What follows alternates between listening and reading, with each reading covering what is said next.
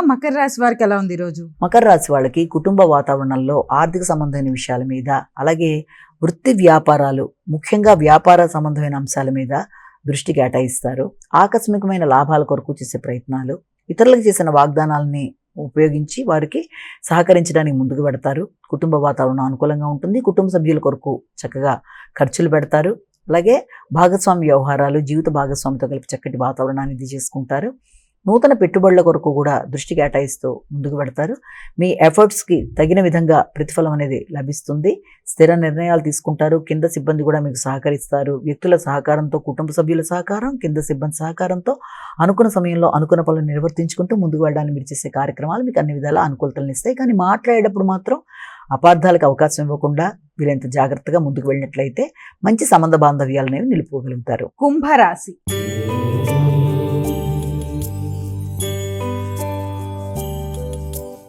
కుంభరాశి వారికి ఎలా ఉంది ఈరోజు? గౌరవాన్ని పెంపొందించుకునే దిశగా ప్రయత్నం చేస్తారు. అలాగే ఆత్మస్థైర్యాన్ని పెంపొందించుకునేట్టుగా ప్రయత్నాలు చేస్తారు. ఎఫర్ట్స్ అనేవి చాలా అధికంగా చేస్తారు. అభివృద్ధి కొరకు మీరు చేసే కార్యక్రమాలు అధికంగా ఉంటాయి. అలాగే పూర్వపు రుణాలు ఏదైనా ఉన్నా వాటిని తీర్చేయడానికి ప్రయత్నం చేస్తారు. కొత్త రుణాలు తెచ్చుకోవడానికి ప్రయత్నాలు చేస్తారు. ఆరోగ్యం మీద శ్రద్ధ తీసుకుంటారు. రోగ నిరోధక శక్తిని పెంపొందించుకుంటారు. సమయానికి ఆహార స్వీకరణ తీసుకోవాల్సిన పరిస్థితులు లాంటివి ఏర్పడతాయి. మానసిక ప్రశాంతతని పెంపొందించుకోవాలి. అనవసరమైన ఈగో ప్రాబ్లమ్స్ వల్ల కూడా ఘర్షణ అనేది ఏర్పడే అవకాశం ఉంది. కాబట్టి అలాంటి సమస్యల్ని అధిగమించే ప్రయత్నం చేయాలి. అలాగే కుటుంబ సభ్యుల యొక్క సహకారంతో, ముఖ్యంగా మీ యొక్క ప్రత్యర్థులు కూడా కొన్నిసార్లు మీకు సహకరించే అవకాశం ఉంటుంది. కనుక ప్రతిదాన్ని చక్కగా ఉపయోగించుకుంటూ, ప్రతిదానిలోంచి కొత్త విషయాన్ని నేర్చుకుంటూ, నైపుణ్యాలను పెంపొందించుకుంటూ ముందుకు వెళ్ళడానికి ప్రయత్నాలు చేయాలి. మీనరాశి.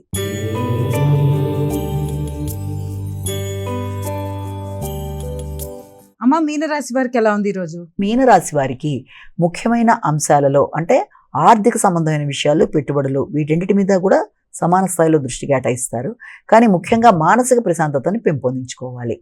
ఎందుకంటే ఆరోగ్య సంబంధమైన విషయాలు, మానసిక ప్రశాంతత, ఈ రెండు విషయాల్లోనూ తగిన విధంగా శ్రద్ధతో ముందుకెడితే అనుకున్న ఫలితాలు సాధించగలుగుతారు. ఆకస్మికమైన ఖర్చులు, అనుకోని ప్రయాణాలు, సడన్గా చేసే జర్నీస్ వల్ల కూడా కొంత ఘర్షణ అనేది అధికంగా ఉంటుంది. సంతాన వర్గానికి సంబంధించిన విషయాల మీద అధిక శాతం ఫోకస్ చేస్తారు. వారి గురించి ఎక్కువ ఆందోళన చెందుతారు. అనవసరమైన ఆందోళన అధిగమించాలి.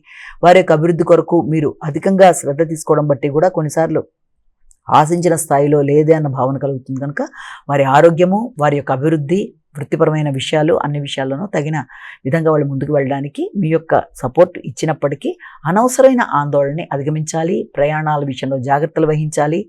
అలాగే ప్రయాణాల్లో సౌకర్యాలు లేవు అన్న భావనని అధిగమించుకుంటూ ముందుకు వెళ్ళాలి. హృదయాందోళనతో కూడిన కార్యక్రమాలని అధిగమిస్తూ మానసిక ప్రశాంతతతో ముందుకు వెళ్ళడానికి కృషి చేయాలి.